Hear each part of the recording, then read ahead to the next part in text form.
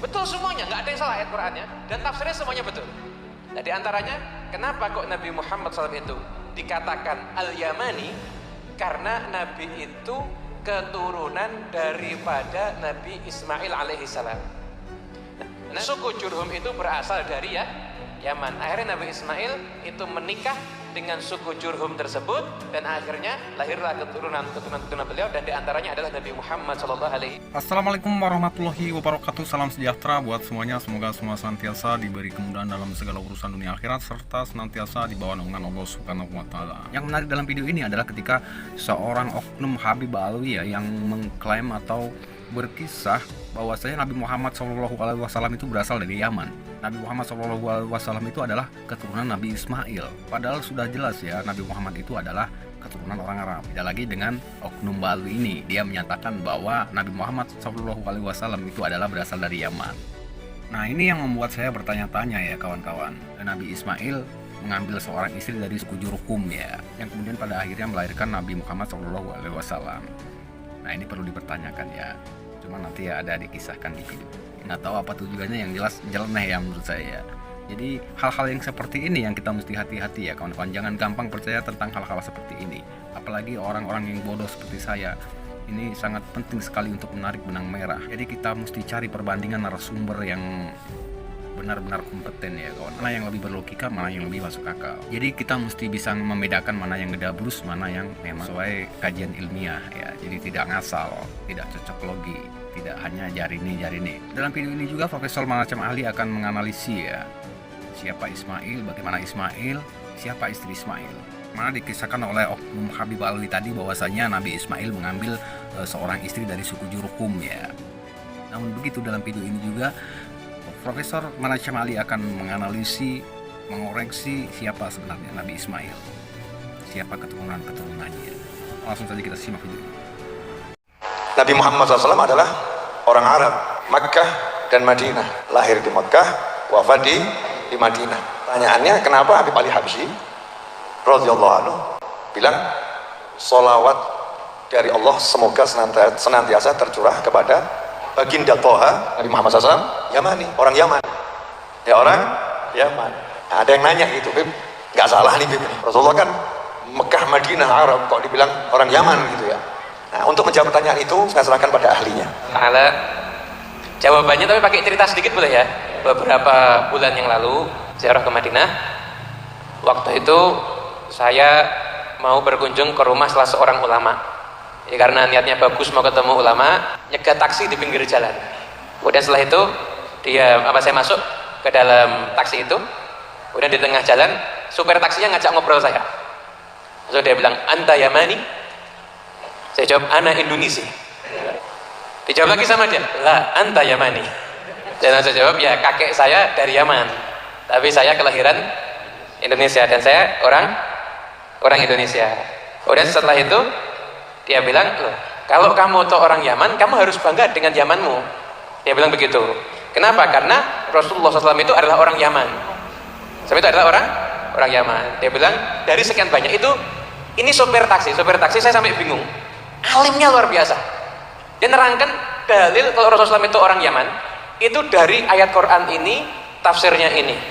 Kemudian dari suku ini, tafsir itu ayat Quran, tafsir, hadis, syarah, itu sopir taksi. Saya bingung, ini kiai nyamar, mungkin saya diprank atau gimana, atau memang benar-benar orang alim ini. Itu sepanjang perjalanan itu dia sambil terangkan, ini ayat Quran, dan saya cek, betul semuanya, nggak ada yang salah ayat Qurannya, dan tafsirnya semuanya betul.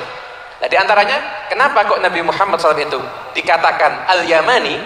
Karena Nabi itu keturunan daripada Nabi Ismail alaihissalam. Nah, Nabi Ismail alaihissalam itu ketika itu ditinggalkan sama ayahanda beliau Nabi Ibrahim bersama dengan ibunda beliau Siti Hajar ada di kota Mekah. Saat itu Mekah sepi. Kemudian akhirnya singkat cerita terjadilah maksudnya proses bagaimana munculnya air Zam-Zam. Nah, setelah itu karena ada air, makanya kemudian burung-burung kan berdatangan.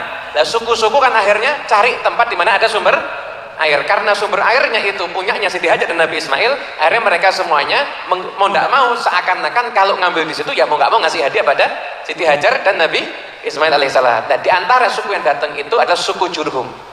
Dan suku Jurhum itu berasal dari Yaman. Akhirnya Nabi Ismail itu menikah dengan suku Jurhum tersebut, dan akhirnya lahirlah keturunan beliau, dan diantaranya adalah Nabi Muhammad SAW. Makanya akhirnya Rasulullah SAW itu disebutkan juga beliau adalah Al-Yamani. Itu beliau adalah Nabi yang berasal dari Yaman. Dan saat ini alhamdulillah ajaran anak cucu Nabi SAW itu banyak yang berasal, anak cucu Nabi ini berasal dari Yaman. Bahkan Indonesia ini mungkin negara dengan anak cucu Nabi terbanyak di dunia. Dan anak cucu Nabi SAW yang ada di Indonesia ini itu nenek moyangnya, leluhurnya ada di Yaman. Yang menyebarkan dakwah Islam di Indonesia, para wali songo itu juga mereka berasal dari Yaman. Jadi insya Allah tepat lalu dikatakan Tohal Yamani. Saya itu semakin lama semakin pusing dengan celotehan panjenengan. Masa Muhammad Al-Zamani itu cerita dari mana itu, Bid? Semua orang tahu kok kalau Kanjeng Nabi Muhammad SAW itu asli orang Arab, orang tuanya orang Arab, lahir di Arab Saudi. Kok kamu katakan Al-Zamani? Bahwa istri Nabi Ismail itu siapa? Pasti nanti ini netizen akan bertanya-tanya, kok bisa sama seperti tradisi Islam? Inilah yang sedang kita bahas, ya.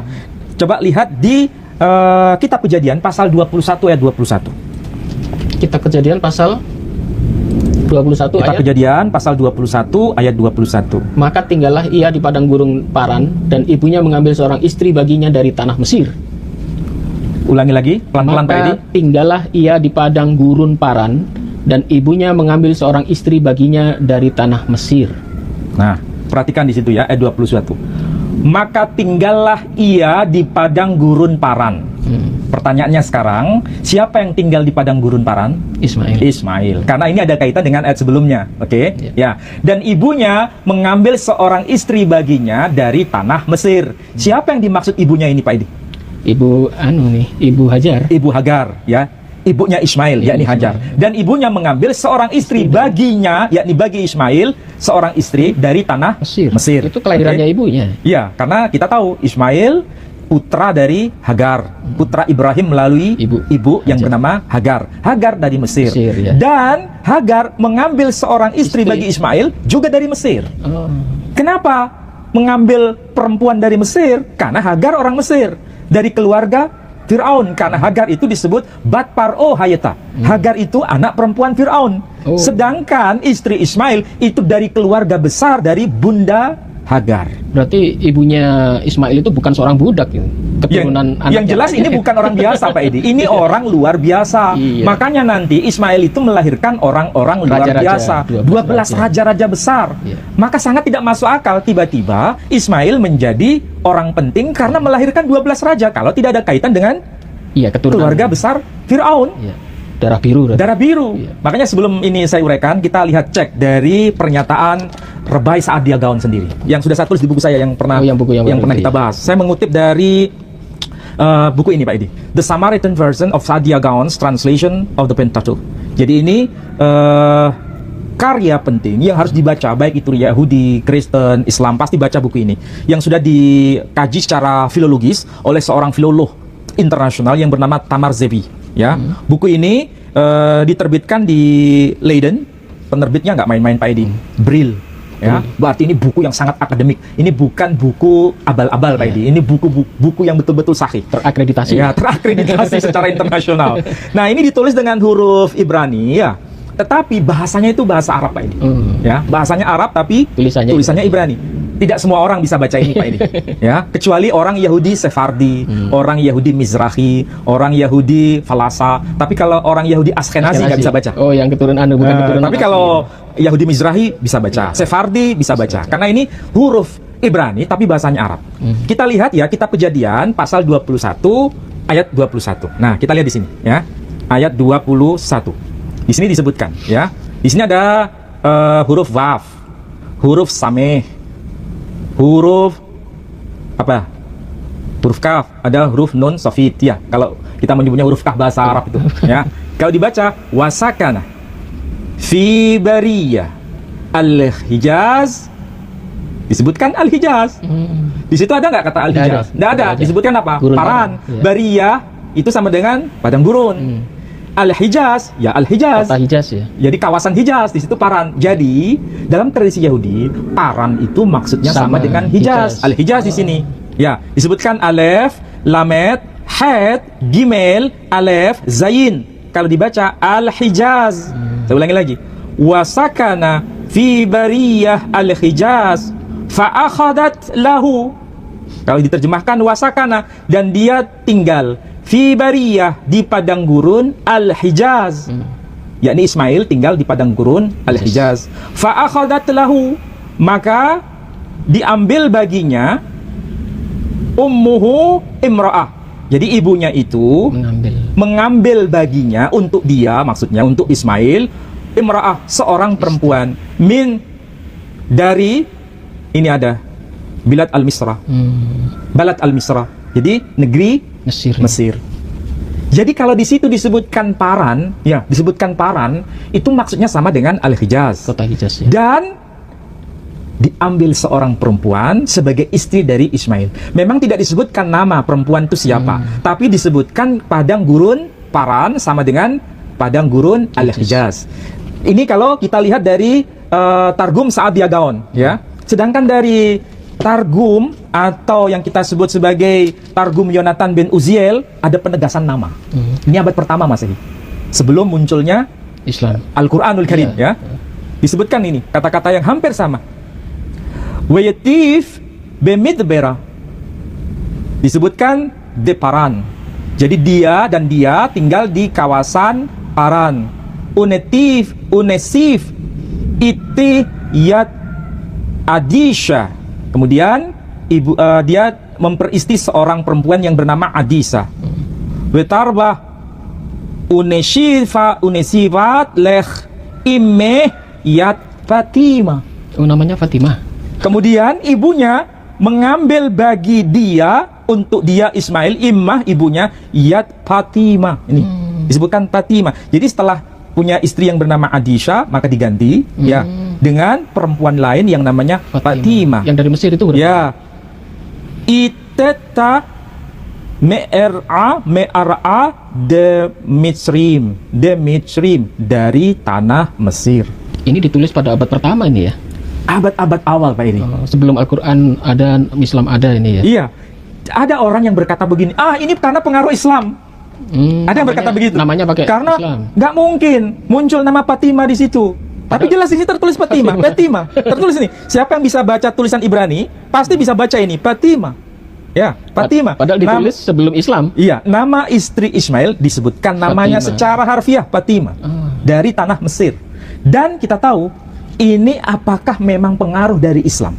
Bukan, Islam belum ada. Islam belum ada, Al-Quran belum diturunkan, Nabi Muhammad belum dilahirkan. Tapi kenapa bisa muncul nama Fatimah? Berarti nama Fatimah itu bukan nama yang baru muncul di era Nabi Sallallahu Alaihi Wasallam. Asli Arab ya berarti ya? Iya. Nama putri Nabi siapa? Putri Nabi pertama. Nama putri Nabi ada namanya Fatimah. Iya. Ya. Fatimah. Tapi apakah nama Fatimah itu baru muncul zaman itu? Enggak.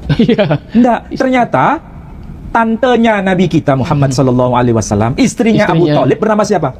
Fatimah. Abu Thalib ya. Iya. Jadi istrinya Abu Thalib itu bernama Fatimah. Artinya sebelum kelahiran Nabi Muhammad Sallallahu Alaihi Wasallam, nama Fatimah itu sudah menjadi tradisi. Populer ya. Populer. Di kalangan Bani Hashim, di kalangan bangsa Arab, di kalangan keturunan Ismail, nama Fatimah itu populer. Kenapa populer? Karena mengikuti jejak dari Ismail, nenek moyangnya. Karena nama istri Nabi Ismail namanya Fatimah. Hanya beda cara pelafalan. Di sini tidak disebut Fatimah tapi Fatima. Mau disebut Fatima, mau disebut Fatima, itu bukan sesuatu yang mustahil. Tapi intinya kalau ada yang berkata nama Fatimah itu karena pengaruh Islam, karena istilah nama Fatimah baru muncul zamannya Nabi Muhammad Sallallahu Alaihi Wasallam, karena putrinya bernama Fatimah. Ini kesalahan yang sangat fatal. Kenapa? Karena ada argumentasi sebelum kelahiran Sayyidah Fatimah alaihissalam, keturunan dari Nabi Muhammad Sallallahu Alaihi Wasallam, ada perempuan-perempuan lain sebelum itu yang juga bernama Fatimah. Iya.